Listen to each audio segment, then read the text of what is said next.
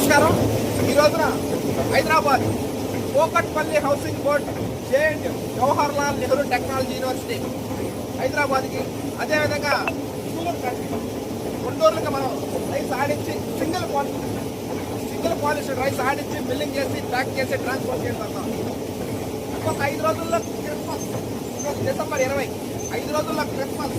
ఆ తర్వాత మరి నూతన సంవత్సరం, మరి సంక్రాంతి, భోగి, మకర సంక్రాంతి, కనుమ పండగ సంబరాల్లో రైస్ వినియోగదారుల సేవలో ప్రకృతి రత్న హర్షద్ విహారం టీమ్ మెంబర్స్.